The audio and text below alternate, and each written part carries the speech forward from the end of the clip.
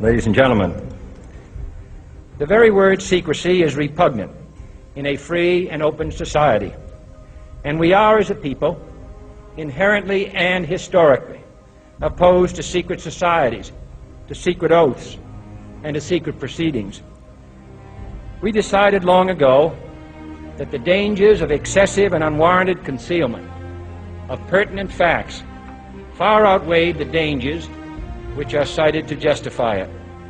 Even today, there is little value in opposing the threat of a closed society by imitating its arbitrary restrictions.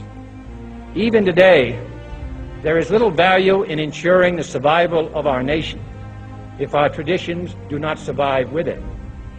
And there is very grave danger that an announced need for increased security will be seized upon by those anxious to expand its meaning to the very limits of official censorship and concealment. That I do not intend to permit to the extent that it's in my control. And no official of my administration, whether his rank is high or low, civilian or military, should interpret my words here tonight as an excuse to censor the news, to stifle dissent, to cover up our mistakes, or to withhold from the press and the public the facts they deserve to know. For we are opposed around the world by a monolithic and ruthless conspiracy that relies primarily on covert means for expanding its sphere of influence, on infiltration instead of invasion, on subversion instead of elections, on intimidation instead of free choice, on guerrillas by night instead of armies by day. It is a system which has conscripted vast human and material resources into the building of a tightly knit, highly efficient machine that combines military, diplomatic, intelligence, economic, scientific, and political operations. Its preparations are concealed, not published. Its mistakes are buried, not headlined. Its dissenters are silenced, not praised. No expenditure is questioned, no rumor is printed, no secret is revealed.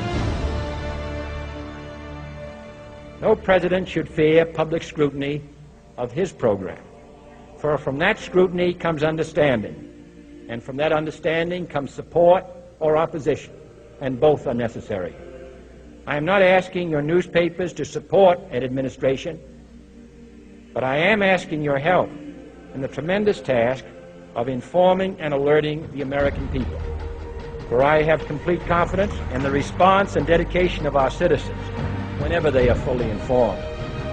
I not only could not stifle controversy among your readers, I welcome it. This administration intends to be candid about its errors. For as a wise man once said, an error doesn't become a mistake until you refuse to correct it. We intend to accept full responsibility for our errors, and we expect you to point them out when we miss them. Without debate, without criticism, no administration and no country can succeed, and no republic can survive. That is why the Athenian lawmaker Solon decreed it a crime for any citizen to shrink from controversy.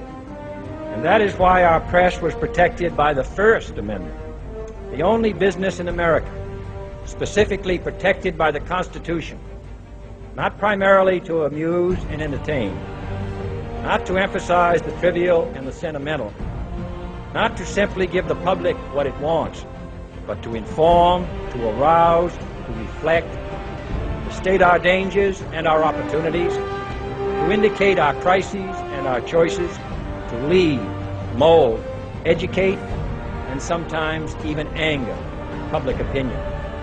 And so it is to the printing press, to the recorder of man's deeds, the keeper of his conscience, the courier of his news, that we look for strength and assistance, confident that with your help, man will be what he was born to be, free and independent.